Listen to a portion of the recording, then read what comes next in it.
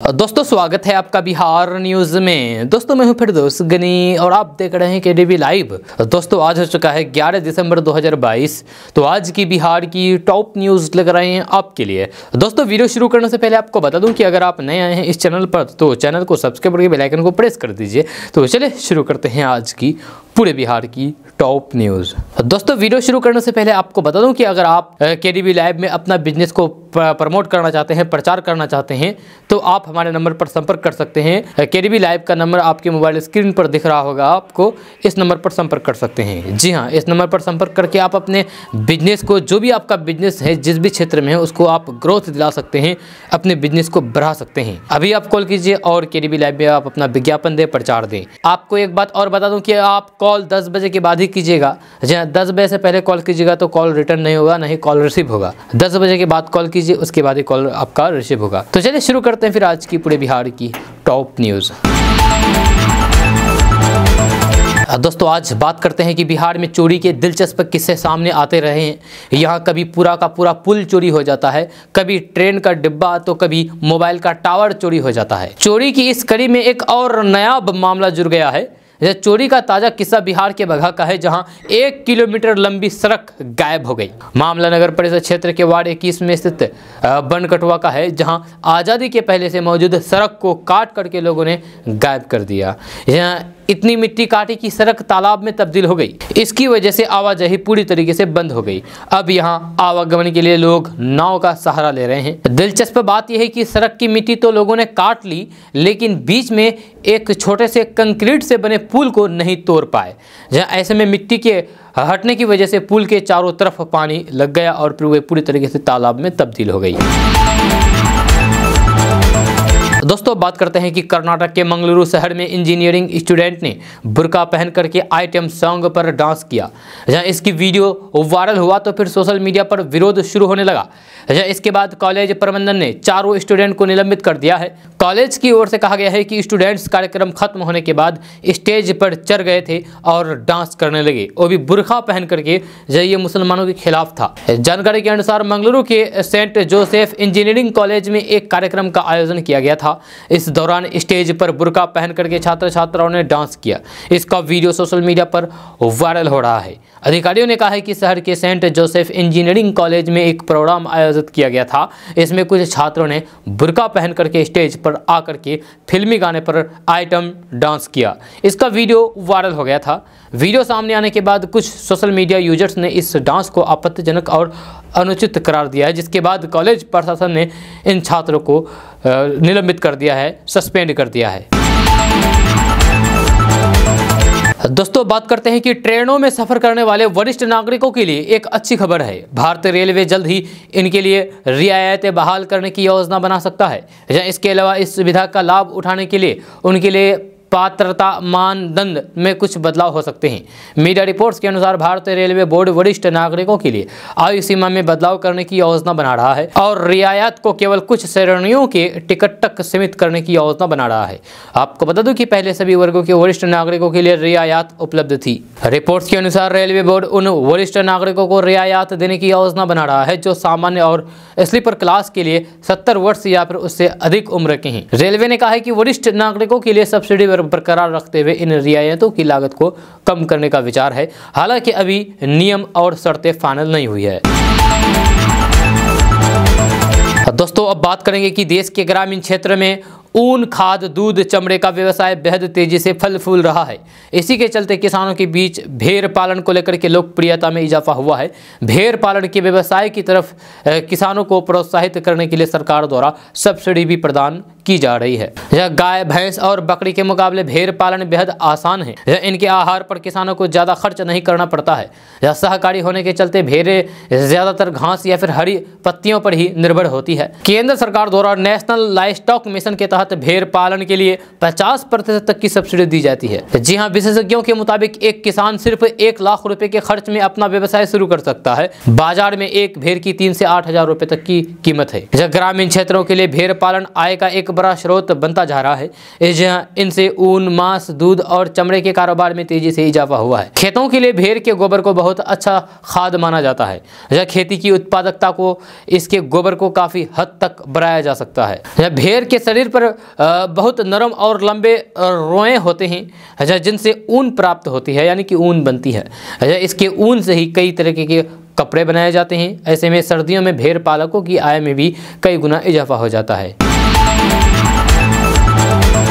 दोस्तों बात करेंगे कि बिहार के मुंगेर में एक प्रेमिका का वीडियो सोशल मीडिया पर वायरल हो रहा है। जब वीडियो में प्रेमिका अपने प्रेमी पति के लिए सुरक्षा की गुहार लगा रही है। यह अपने माता पिता पर आरोप लगाते हुए लड़की कह रही है कि उसकी अपहरण की कहानी झूठी है। यह वह खुद अपने प्रेमी के पास भाग करके आई है और दोनों ने शादी रचा ली है। मामला नया रामनगर थाना क्षेत्र के अहरा पाटन इलाके का है। बुधवार से वीडियो वायरल हो रहा है। दरअसल एक लड़की का सोशल मीडिया पर वीडियो वायरल हो रहा है जिसमें उसने अपने माता पिता पर आरोप लगाते हुए अपने अपहरण की कहानी झूठी बताई है। उसने कहा है कि उसने खुद अपने प्रेमी को मजबूर किया है कि वे उसे भगा करके ले जाएं और विवाह कर लें। इधर उसके माता पिता ने उसके झूठे अपहरण का मामला रामनगर थाना में दर्ज किया है। लड़की को डर है कि अगर उसके प्रेमी यानी कि पति की किसी कारण गिरफ्तारी होते हैं या फिर उसे ढूंढते हैं तो फिर उसके परिवार वाले कुछ भी गलत कर सकते हैं। दोस्तों बात करते हैं कि महाराष्ट्र की रहने वाली और फिर बिहार कैडर की आईपीएस अधिकारी शोभा अहोतकर बिहार में अगला डीजीपी का कमान संभाल सकती है। अगर ऐसा हुआ तो फिर बिहार में पहली बार कोई महिला आईपीएस अधिकारी डीजीपी पद पर तैनात होगी। दरअसल बिहार में नए डीजीपी के तैनात की कवायद अब तेज हो गई है। जब मौजूदा डीजीपी एसके सिंघल का कार्यकाल इसी साल 19 दिसंबर को समाप्त हो रहा है। शोभा अहोतकर एक ऐसी अधिकारी है जिनका नाम सुनकर ही अपराधी थर थर कांपने लगते हैं। भारतीय पुलिस सेवा की 1990 बैच के सीनियर अधिकारी अहोतकर जन्म से मराठी, शिक्षा से हैदराबादी और मन से बिहारी हैं। दोस्तों बात करेंगे कि बिहार में कुर्नी उपचुनाव में मुख्यमंत्री नीतीश कुमार की पार्टी को जोरदार झटका लगने के बाद सियासी गहमागहमी बढ़ गई है। इसी कड़ी में जदयू के पूर्व राष्ट्रीय अध्यक्ष और फिर पूर्व केंद्रीय मंत्री आरसीपी सिंह ने मुख्यमंत्री नीतीश कुमार पर अब बड़ा हमला बोला है। उन्होंने कहा है कि प्रधानमंत्री बनने का सपना देखते रह जाएंगे और उनके हाथ से बिहार भी निकल जाएगा। इस दौरान उन्होंने पीएम नरेंद्र मोदी की तारीफ के पुल बांधे हैं। उन्होंने कहा कि कुर्नी उपचुनाव में जदयू की हार नीतीश कुमार के बिहार में मिले जनादेश के साथ विश्वासघात का परिणाम है। आरसीपी सिंह ने कहा है कि नीतीश कुमार का बिहार में जो हाल हुआ है उससे तो साफ पता चलता है कि ललन सिंह के नेतृत्व में जदयू कितनी कमजोर हो गई है। नीतीश कुमार केवल शराबबंदी पर ही फोकस करते हैं, उन्हें जनता की समस्या से कोई मतलब नहीं है। उन्होंने कहा कि कुर्नी उपचुनाव में 7 पार्टी मिलकर भी चुनाव नहीं जीत सकी। दोस्तों बात करते हैं कि बिहार में भ्रष्ट लोक सेवकों की मौज है। ऐसे लोक सेवकों को सजा और संपत्ति जब्ती के नाम पर सिर्फ कागजी कार्रवाई हो रही है। ऐसे 34 लोक सेवक हैं जिन पर भ्रष्टाचार के मुकदमे दर्ज है। इनमें आईएएस, आईपीएस, बिहार प्रशासनिक सेवा के अफसर से लेकर के इंजीनियर तक शामिल है। जहां कईयों पर आय से अधिक संपत्ति अर्जित करने का मुकदमा विजिलेंस ब्यूरो ने दर्ज कर रखा है। तो फिर कई लोक सेवक रिश्वत लेते रंगे हाथ दबोचे गए हैं और इनके खिलाफ केस दर्ज हुआ है। ये मुकदमे साल 2010 से लेकर के 2022 के बीच दर्ज हुए हैं। लोक सूचना का अधिकार कानून के तहत मांगी गई सूचना में निगरानी विभाग ने इसकी जानकारी दी है। आरटीआई कार्यकर्ता शिव प्रकाश राय की ओर से पूछे गए सवालों के जवाब में निगरानी विभाग ने कई सूचनाएं सार्वजनिक करने से इनकार किया है। कितने भ्रष्ट लोक सेवकों की संपत्ति जब्त की गई है, कितने को सजा हुई है, ऐसे कितने अफसर वर्तमान में कहां और फिर किन पदों पर तैनात है, इन प्रश्नों के संबंध में सूचना नहीं देने का कारण विभाग ने नहीं बताया है। दोस्तों बात करेंगे कि सहारा इंडिया के प्रमुख सुब्रत राय को गिरफ्तार करने के लिए बिहार पुलिस की टीम शुक्रवार की शाम यूपी की राजधानी लखनऊ पहुंची। उन पर कई मुकदमे चल रहे हैं बिहार में, क्योंकि बिहार में बहुत सारे लोगों का पैसा सहारा जब्त कर रखा है और लोगों को पैसे वापस नहीं कर रही है, जिससे लोगों में भारी नाराजगी है। जी हाँ, 2 दिन पहले बिहार की पुलिस सुब्रत राय के खिलाफ गैर जमानती वारंट को लेकर के लखनऊ आई। जब बिहार पुलिस ने सबसे पहले यूपी की पुलिस से संपर्क किया और गिरफ्तारी में मदद मांगी, जिसके बाद दोनों राज्यों की पुलिस यहां गोमती नगर में स्थित सहारा शहर के दफ्तर पहुंची। उनके साथ 4 आईपीएस और लखनऊ के 4 थानों की पुलिस भी थी। पूरे सहारा शहर में करीब 1 घंटे तक छापे डाले गए, लेकिन सुब्रत राय का पता नहीं चला। ऐसे में पुलिस का हाथ खाली लगा और उसे खाली हाथ लौटना पड़ा। पुलिस का कहना है कि छापेमारी के दौरान उन्हें कुछ मजबूत डॉक्यूमेंट्स मिले हैं, जिनके आधार पर जांच पड़ताल की जाएगी। सुब्रत राय के खिलाफ दबिश की कार्रवाई तेज कर दी जाएगी। दोस्तों बात करते हैं कि जन स्वराज पद यात्रा के 69वें दिन चुनावी रणनीतिकार प्रशांत किशोर के निशाने पर मुख्यमंत्री नीतीश कुमार और उप मुख्यमंत्री तेजस्वी यादव रहे हैं। उन्होंने कहा है कि तेजस्वी यादव लालू प्रसाद यादव के बिना कुछ भी नहीं है। जिस चाचा भतीजे के बारे में आप बात कर रहे हैं वे जनता के साथ सिर्फ धोखाधड़ी कर रहे हैं। जब से ये चाचा भतीजा सत्ता में आए हैं तब से 3 उपचुनाव हुए हैं जिनमें 2 में हार का सामना करना पड़ा है, 1 चुनाव में जीत मिली है क्योंकि वे बाहुबली की सीट थी।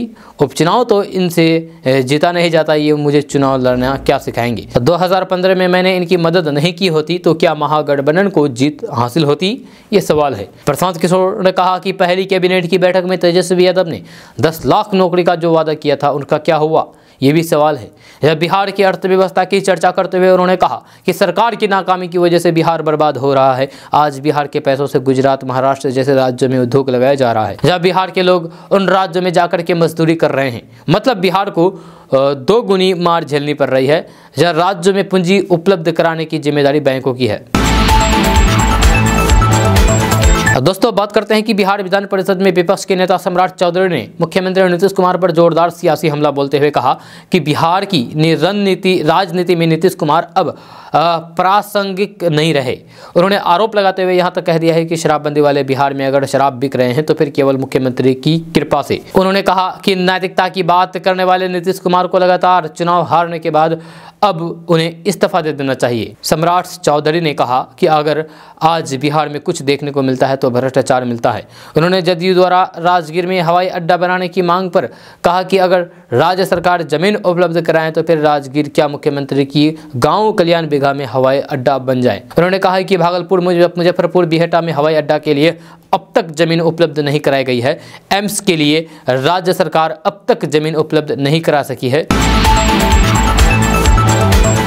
दोस्तों बात करते हैं कि पूर्व केंद्रीय मंत्री रामकृपाल यादव ने लोकसभा में शून्यकाल के दौरान बिहार में लगातार बढ़ रही सूखे नशे की समस्या का मुद्दा उठाते हुए केंद्र सरकार से हस्तक्षेप की मांग की है। रामकृपाल यादव ने कहा कि बिहार में शराबबंदी कानून लागू है लेकिन बिहार की नीतीश सरकार की गलत नीतियों की वजह से ये कानून बिहार में पूरी तरीके से फेल हो चुकी है। रामकृपाल यादव ने कहा कि इस कानून की वजह से जहां एक तरफ बिहार को बड़े पैमाने पर आर्थिक नुकसान हो रहा है तो वहीं दूसरी तरफ सूखा नशा को लेकर के बिहार का नौजवान भी बर्बाद हो रहा है क्योंकि शराबबंदी के बाद सूखा नशा का उपयोग बिहार में बढ़ता जा रहा है। जहाँ इससे लोगों के जाने जा रही है, अपराध की घटनाएं बढ़ती जा रही है। नशे की लत में फंस चुका युवा अपने घर में ही चोरी करके और अपराध करने लगा है। उन्होंने कहा कि उड़ता पंजाब की बातें कही जाती थी लेकिन नीतीश सरकार में बिहार भी उड़ता पंजाब की तरह उड़ता बिहार बनता जा रहा है और इस गंभीर समस्या को खत्म करने के लिए केंद्र सरकार को हस्तक्षेप करना चाहिए। उन्होंने राज्य की महागठबंधन सरकार पर निशाना साधते हुए कहा कि सूखे नशे के खिलाफ राष्ट्रीय स्तर पर कानून बना हुआ है लेकिन राज्य सरकार इन कानून को लागू नहीं कर रही है। इसे रोकने के लिए कोई भी सख्ती नहीं कर रही है। तो दोस्तों बात करते हैं कि देश के उत्तरी इलाकों में बर्फबारी जारी है। देश के दक्षिणी हिस्सों में कल देर रात को चक्रवाती तूफान मामल्लपुरम से टकराया जिसके कारण तमिलनाडु के कई हिस्सों में बारिश दर्ज की गई है। मौसम विभाग के अनुसार कल मेंडुप तूफान टकराने के बाद इसके लैंडफॉल की प्रक्रिया पूरी हो चुकी है। जानकारी के मुताबिक तूफान के कारण कई हिस्सों में पेड़ गिरे हैं, साथ ही कई क्षेत्रों में जल जमाव भी हो गया। वहीं पर अपना बिहार की बात करें तो बिहार में ठंड लगातार बढ़ रही है जिसके साथ साथ कोहरा भी घना होता जा रहा है। बिहार में पछुआ हवाओं के प्रभाव के कारण बिहार में दिन और रात के तापमान में काफी अंतर देखने को मिल रहा है। यहाँ पर शाम होते ही तापमान में गिरावट देखने को मिल रही है, वहीं दिन के समय तापमान सामान्य रहता है। जब मौसम विभाग के ताजा अपडेट के अनुसार बिहार के 12 जिलों के न्यूनतम तापमान में गिरावट दर्ज की गई है, वहीं राजधानी पटना में 0.5 डिग्री सेल्सियस की गिरावट दर्ज की गई है। दोस्तों जब भी कहीं शादी होती है तो लाखों रुपए खर्च हो जाते हैं, बर्बाद हो जाते हैं, फालतू के खर्च हो जाते हैं 2-4 लाख रुपए। लेकिन अभी हम आपको एक ऐसे शिक्षक के बारे में बताएंगे जो अपने बेटे की शादी में गरीब बच्चों के बीच 1 लाख रुपए बांटे। जी हाँ, शादियों में अक्सर लड़के वालों को पैसे के लिए दुल्हन के परिवार को परेशान करते हुए देखा जा सकता है। ऐसे में बिहार के मधेपुरा जिले में हाई स्कूल से रिटायर हुए शिक्षक ने इससे अलग अपने बेटे की शादी में कुछ ऐसा किया है जिसकी जमकर चारों तरफ तारीफ हो रही है, जहां शादियों में लोग दिखावे के लिए शादी ब्याह में लाखों करोड़ों रुपए खर्च करके खाने पीने से लेकर के गीत संगीत आदि का कार्यक्रम करते हैं। लेकिन बिहार के मधेपुरा के एक रिटायर्ड शिक्षक ने बेटे के शादी के उपलक्ष्य में 10 गरीब जरूरतमंद मेडिकल और इंजीनियरिंग की छात्रों के बीच 10-10 हजार रुपए का चेक देकर के एक नई परंपरा की शुरुआत की है। दरअसल बिहार के मधेपुरा के SNPM+2 विद्यालय के रिटायर्ड शिक्षक प्राचार्य रहे डॉक्टर निरंजन कुमार शिक्षा ग्रहण करने के दौरान गरीब और निर्धन छात्र छात्राओं की परेशानी को नजदीक से देखा और परखा है। यही वजह है कि उन्होंने गरीब छात्रों की मदद का निर्णय लिया। डॉक्टर निरंजन के पुत्र नितेश मानव इंजीनियर है और उनकी बहू खुशबू खंडेलाल बैंकर है। ये लोग राजस्थान के जयपुर में रहते हैं। बीते 2 दिसंबर को इनकी शादी हुई थी। बीती रात मधेपुरा में मेडिकल कॉलेज के निकट उनके घर पर वर वधू का स्वागत कार्यक्रम रखा गया, जहां 10 मेडिकल और इंजीनियरिंग के छात्रों के बीच 1 लाख रुपए की राशि बांटी गई। ये सभी छात्र गरीब परिवार से आते हैं। दोस्तों बात करते हैं कि बिहार नगर निकाय चुनाव को लेकर के बड़ी खबर सामने आ रही है, जहां चुनाव में अति पिछड़ा वर्ग के आरक्षण को लेकर के सुप्रीम कोर्ट ने तत्काल सुनवाई से इनकार कर दिया है, जिसकी वजह से अब निकाय चुनाव तय समय पर ही करवाए जाएंगे। आपको बता दूं कि सुप्रीम कोर्ट से अति पिछड़ा आरक्षण को लेकर के बहुत जल्द सुनवाई की मांग करके याचिका दायर की गई थी, लेकिन कोर्ट ने याचिकाकर्ता की मांग को खारिज कर दिया है, जिसके बाद चुनाव तय तिथि पर होगी। वहीं इस याचिका पर आगामी 20 जनवरी को सुनवाई होगी। आपको बता दूं कि कुर्रनी उपचुनाव के नतीजे आने के बाद से भाजपा में खुशी का माहौल है, तो फिर वहीं जदयू की हार से महागठबंधन में घमासान मचा हुआ है। जब बीजेपी के साथ ही कई आरजेडी खेमे के मंत्री सीएम नीतीश कुमार को इस हार का जिम्मेदार ठहराते हुए दिख रहे हैं। इसी के साथ सीएम नीतीश कुमार से इस्तीफे की मांग की जा रही है। फिलहाल नीतीश कुमार का इस पर किसी भी प्रकार की कोई भी प्रतिक्रिया नहीं आई है। दोस्तों बात करते हैं कि कुर्रनी विधानसभा के लिए हुए उपचुनाव के परिणाम आ गए हैं। भाजपा ने 7 दलों वाले महागठबंधन को शिकस्त दी है। ऐसे में चुनाव परिणाम ने जहां बीजेपी को बिहार में संजीवनी प्रदान की है, वहीं दूसरी तरफ 2024 में केंद्र से मोदी सरकार को गिराने के लिए जदयू की प्लानिंग को भी बड़ा झटका दिया गया है। चुनाव परिणाम ने बता दिया है कि कागज पर मजबूत दिखने वाला महागठबंधन को हराया जा सकता है। यही नहीं, एहसास भी करा दिया है कि नीतीश कुमार में अब वो वाली बात नहीं है जिसके बल पर वे पलटी मार करके सियासत करते हैं। नीतीश कुमार बड़े बहुमत के साथ बिहार में महागठबंधन की सरकार चला रहे हैं। सरकार बनाने के बाद नीतीश कुमार ने नरेंद्र मोदी के खिलाफ विपक्ष एकता को मजबूत करने की कोशिश में है, लेकिन चुनाव में जो परिणाम सामने आए हैं उसके बाद अब ऐसे हालात बन रहे हैं कि लोकसभा चुनाव से पहले ही बिहार में कोई और नया सियासी समीकरण बन जाए। जब राजद के पूर्व विधायक ने इसकी शुरुआत करते हुए सीएम नीतीश कुमार से इस्तीफे की मांग करके इसकी शुरुआत कर दी है। जब कुर्रनी उपचुनाव बीजेपी और महागठबंधन के लिए करो या फिर मरो जैसी स्थिति थी, उपचुनाव में जीत का मतलब 2024 जंग के लिए जमीन तैयार। यही कारण था कि दोनों किसी भी कीमत पर यह सीट जीतना चाहते थे। जब बिहार के मुख्यमंत्री नीतीश कुमार के लिए कुर्रनी उपचुनाव इसलिए भी महत्वपूर्ण था कि एनडीए से अलग होने के बाद पहली बार जनता की अदालत में थे। सियासी वजूद को मजबूत साबित करने के लिए जदयू ने आरजेडी से सीट मांगी थी। दोस्तों बात करेंगे कि बिहार लोक सेवा आयोग यानी कि बीपीएससी ने 67वीं मुख्य परीक्षा को लेकर के बड़ा बदलाव किया है। इसमें अब अभ्यर्थियों के वैकल्पिक विषयों के हर सेक्शन से पहले प्रश्न का जवाब देना अनिवार्य होगा। इसको लेकर के आयोग की ओर से दिशा निर्देश जारी कर दिया गया है और तैयारी की जा रही है। आयोग के सचिव और परीक्षा नियंत्रक अमरेंद्र कुमार ने बताया है कि 67वीं मुख्य परीक्षा के प्रश्नों को लेकर के कुछ बदलाव किया गया है। इसमें हर वैकल्पिक विषयों के हर सेक्शन से पहले प्रश्नों का जवाब देना अनिवार्य होगा। इसके अलावा उस सेक्शन में हर प्रश्नों के लिए वैकल्पिक प्रश्न भी दिए रहेंगे। दोस्तों बात करेंगे कि देश के अलग अलग शहरों के स्टेशन को यात्री सुविधा के लिहाज से बेहतर बनाने के लिए मंत्रालय स्टेशनों का पूर्ण विकास कर रहा है। इसके लिए तकनीकी आर्थिक फिजिबिलिटी रिपोर्ट तैयार की जाती है। पहले चरण में रेल मंत्रालय द्वारा 43 स्टेशनों का पूर्ण विकास का काम चल रहा है और अब मंत्रालय ने अन्य 57 स्टेशनों को पूर्ण विकास के लिए चयन किया है। इसमें बिहार का गया, बापूधाम, मोतिहारी और मुजफ्फरपुर स्टेशन शामिल है। स्टेशन के आधुनिकीकरण और फिर बेहतर सुविधाओं से लेस करने का काम लगातार चल रहा है। इस मद में आवंटन जोनल आधार पर किया जाता है। दोस्तों बात करेंगे कि बिहार में खेल को बढ़ावा देने और फुटबॉल के हुनरबाजों को निखारने के लिए फुटबॉल लीग का आयोजन किया जा रहा है। बिहार में पहली बार AIFF elite youth league tournament का आयोजन किया जाएगा। इस लीग की शुरुआत 29 दिसंबर से होगी। लीग का आयोजन अल्फा स्पोर्ट अकादमी और बिहार फुटबॉल संघ के द्वारा किया जा रहा है। पत्रकारों से बातचीत करने के दौरान खेल प्राधिकरण DG रविंद्र संस्करण ने कहा कि ये टूर्नामेंट 17 साल से कम उम्र के लड़कों के लिए है। इस टूर्नामेंट में 4 बाहरी टीमें और 1 घरेलू टीम भाग लेगी। इस टूर्नामेंट की विजेता और उप विजेता टीम जनवरी 2023 के अंत में होने वाले आई लीग के फाइनल राउंड के लिए क्वालिफाई करेंगी। जहां बिहार में फुटबॉल खिलाड़ियों के चयन और प्रशिक्षण के लिए AIFF प्रतिबद्ध है। इसके द्वारा राज्य के भीतर युवा फुटबॉल प्रतिभाओं को खोजने में पूरा समर्थन किया जा रहा है। दोस्तों बात करते हैं कि अगले साल 2023 में पुलिस महकमे में 75,000 पदों पर बहाली होगी।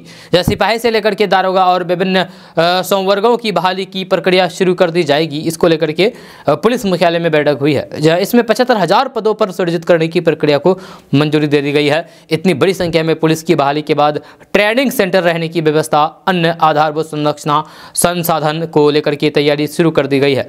इसके लिए प्रत्येक जिले में भू संपदा कोषांग का गठन किया जाएगा। DGP SK सिंघल ने इस प्रस्ताव पर अपनी सहमति दे दी है।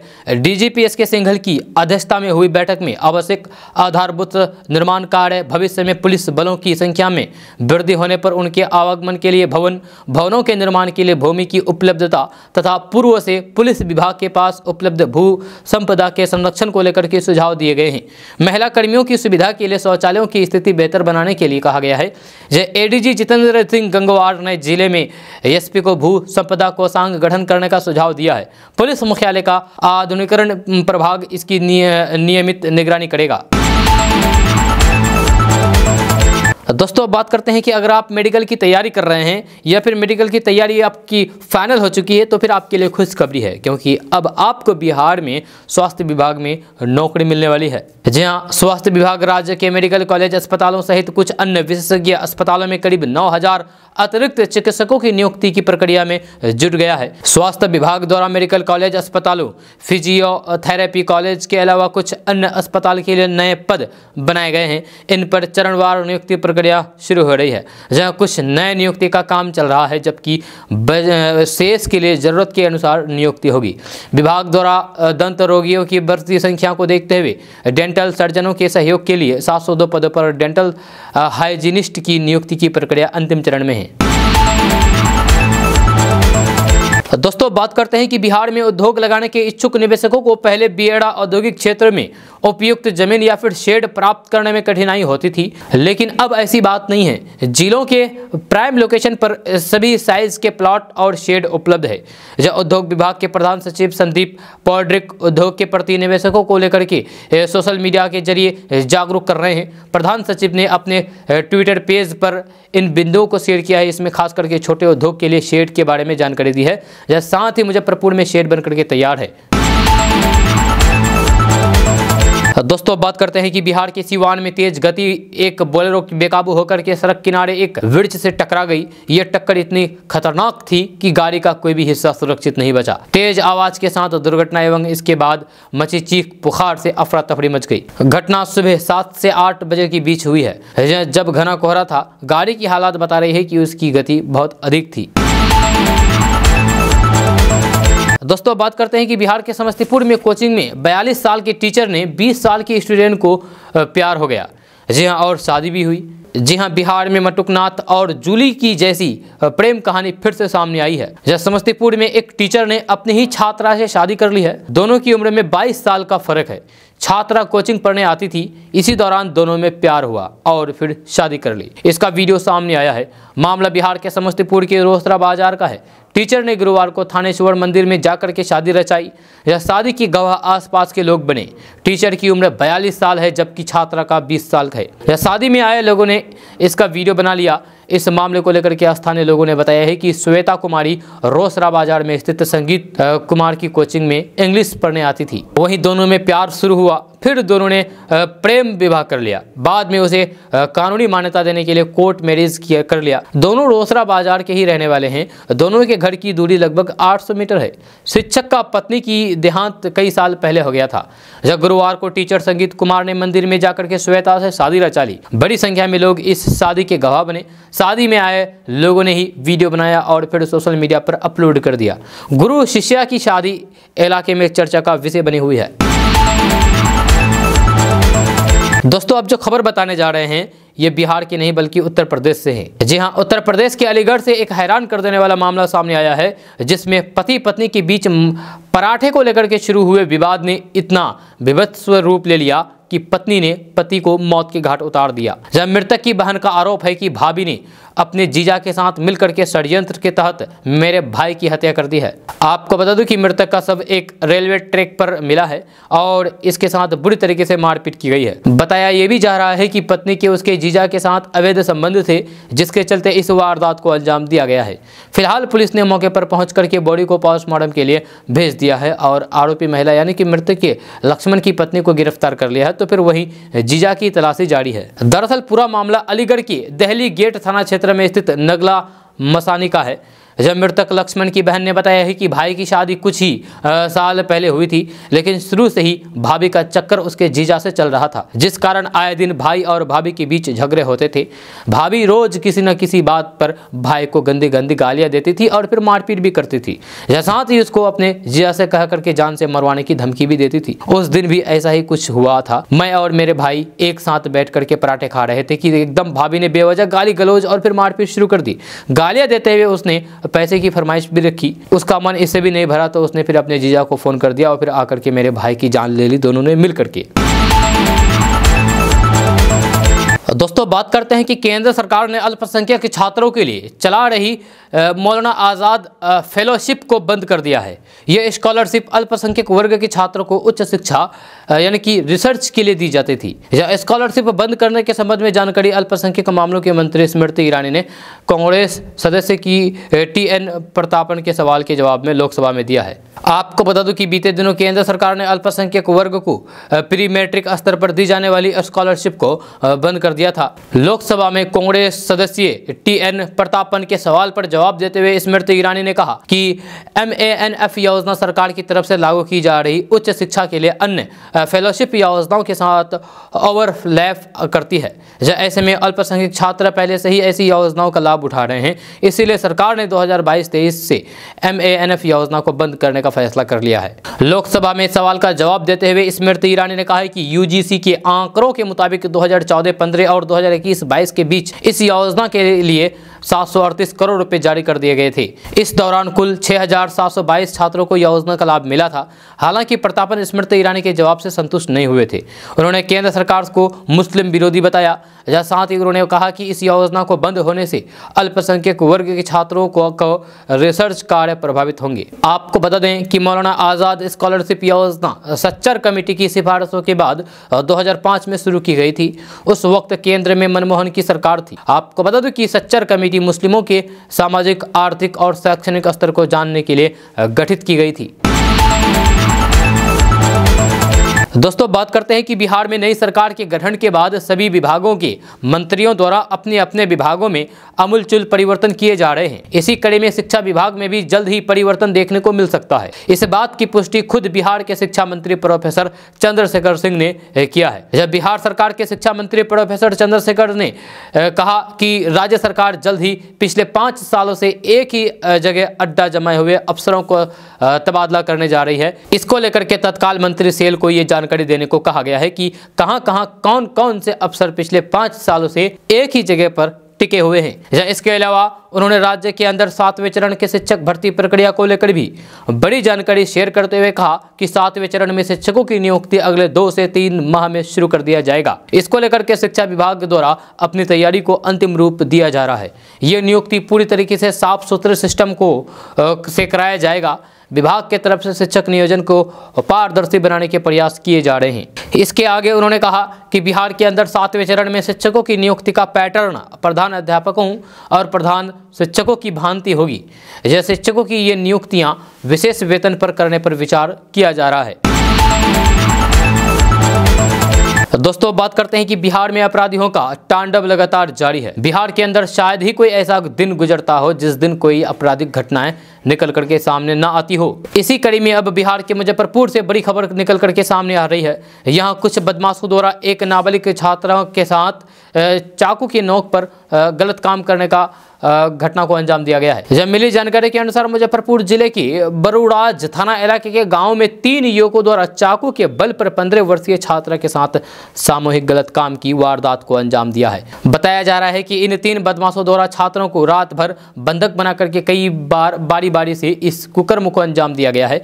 जिसके बाद जब छात्रा ने जब इस बात की जानकारी अपने परिवार वालों को दिया तो फिर उनके द्वारा इस मामले में थाने में FIR दर्ज कराई गई है। जिसके बाद अब इन बदमाशों द्वारा छात्रा और फिर उसके परिवार वालों की हत्या कर देने की धमकी दी जा रही है।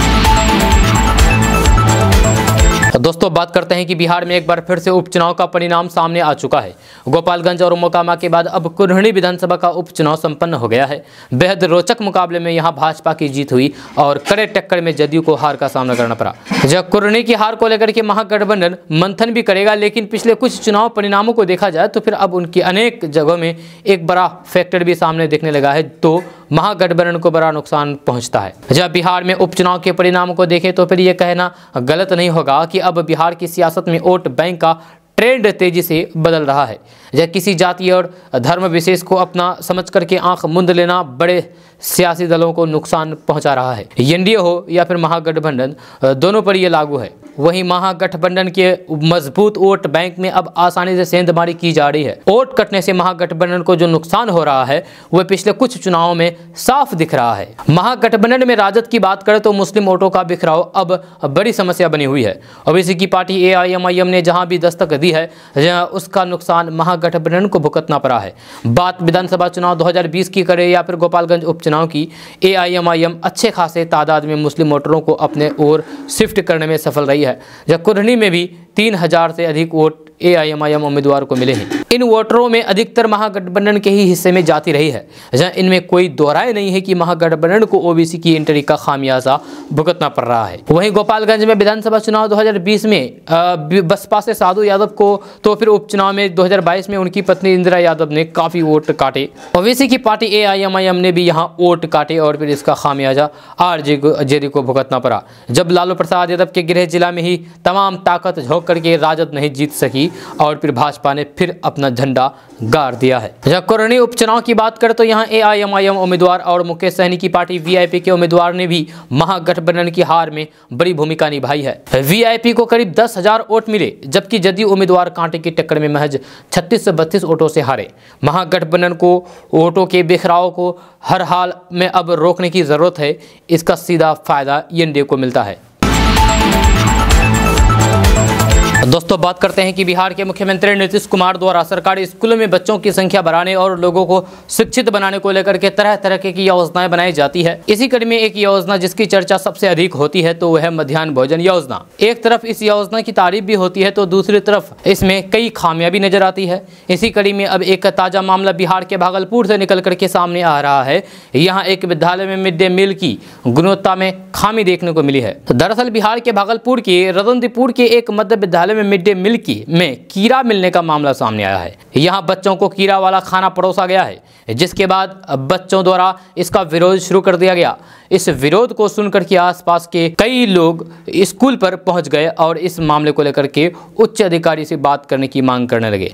बताया जा रहा है कि पिछले 4 दिनों से यहाँ बच्चों के खाने में कीड़ा निकल रहा है। जब इसकी शिकायत प्रधान अध्यापक से किया गया तो फिर उन्होंने कई इस पर संज्ञान नहीं लिया। इतना ही नहीं, जब बच्चों ने अपनी थाली में मिली खिचड़ी में मरे हुए कीड़े को दिखाया तो फिर प्रधान अध्यापक ने कहा कि ये चावल का नया प्रकार है और ये चावल का लंबा दाना है और जबरन बच्चों को खिलाया गया।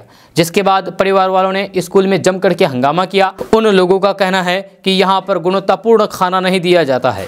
जहाँ हम लोग शिकायत भी करते हैं, इसके बावजूद भी संज्ञान नहीं लिया जाता है। आपको बता दूं कि आए दिन विद्यालय में मिड डे मील की गुणवत्ता में कमी आने को लेकर के कई क्षेत्रों में के स्कूल में अभिभावक आंदोलन करते दिखे हैं। जहाँ वहीं कई विद्यालयों के बच्चे मिड डे मील के जहरीले खाने खा करके बीमार भी होते दिखे हैं, लेकिन इसके बावजूद फिर भी विद्यालय प्रशासन सचेत नहीं हो रही है।